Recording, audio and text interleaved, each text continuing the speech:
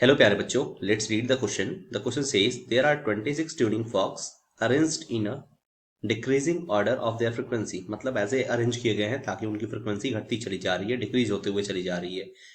Each tuning fork gives 3 beat with the next, यानी कि हर जो ट्यूनिंग फॉक है वो 3 बीट क्या कर रहा है, डिक्रीज हो रहा है अपने नेक्स्ट से। अब बोला क्या हुआ है, the first one is Octave of the last. अब बोल यहाँ पर ध्यान देने वाली बात, ऑक्टेव क्या होता है। तो ऑक्टेव का मतलब है यहाँ पे बेटा 2 है ना। The first one is Octave of the last, यानी कि जो फर्स्ट पहला वाला है वो लास्ट वाले का डबल है। तो लास्ट वाला अगर n ले लो तो पहला वाला क्या हो जाएगा बेटा आपका 2n। ठीक है। अच्छा, what is the frequency of the 18th tuning fork. 18वें ट्यूनिंग फॉक की फ्रीक्वेंसी पूछ रखा है इस क्वेश्चन ने। ठीक है। अगर बेटा ध्यान देके देखें तो ऑप्शन क्या क्या है। A option 100 hertz, 99 hertz, 96 hertz and 103 hertz. सबसे पहले आते हैं बेसिक से आपके की कॉन्सेप्ट के ऊपर, यानी जो आपका की कॉन्सेप्ट इस क्वेश्चन के अंदर लगने वाला है वो क्या है। Let's check it out. तो जो की कॉन्सेप्ट है बेटा वो एक सिंपल सा फॉर्मूला है, और ये फॉर्मूला कौन सा है ना, एपी का। क्योंकि आपको दिख रहा है यहाँ पर कि एपी के साथ ही क्या हो रहा है, डिक्रीज हो रहा है। तो आपका जो सिंपल फॉर्मूला लगेगा, मैं वो बता देता हूँ, एक मिनट।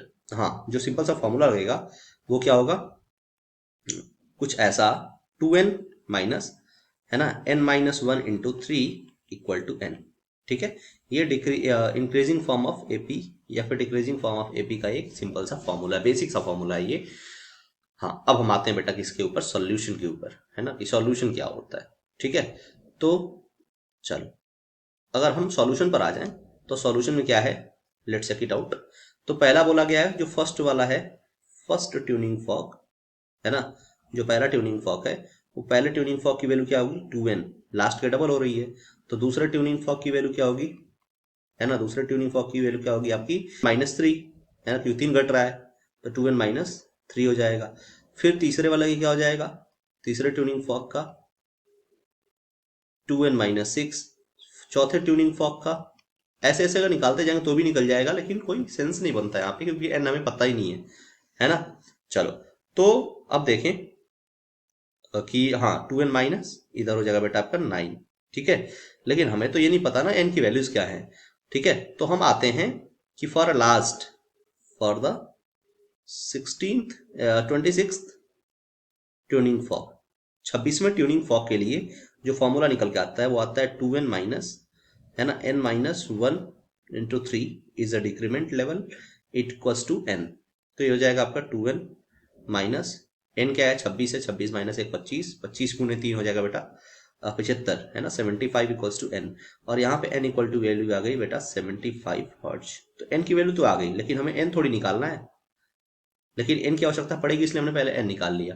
आपको n नहीं निकालना, आपको क्या निकालना है ना, आपको निकालना है बेटा द फ्रीक्वेंसी ऑफ, है ना, the frequency of 18th tuning fork.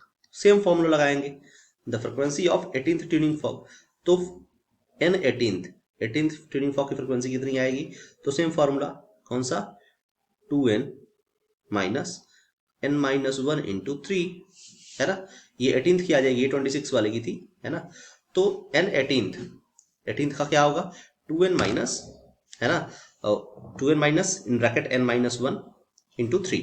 तो अगर यहाँ पर आप देखोगे, अगर इसको सॉल्व करने पर, तो 2 इंटू एन की वैल्यू आई है 75, माइनस ये हो जाएगा बेटा आपका 18th का पूछा है तो n equal to 18, 18 -1 17 and 17 into 3, that means ये हो जाएगा आपका क्या 150 माइनस 51, हाँ 17, हाँ ठीक है 51। वैल्यू जो आएगी वो आएगी 99 हर्ट्ज। तो 18th, है ना, जो फ्रिक्वेंसी आएगी 18th ट्यूनिंग फॉक की वो कितनी आ रही है बेटा, वो आ रही है 99 hertz. Okay, so your correct option will be option number B, that is 99 hertz. Okay, I hope you understood it well. All the best.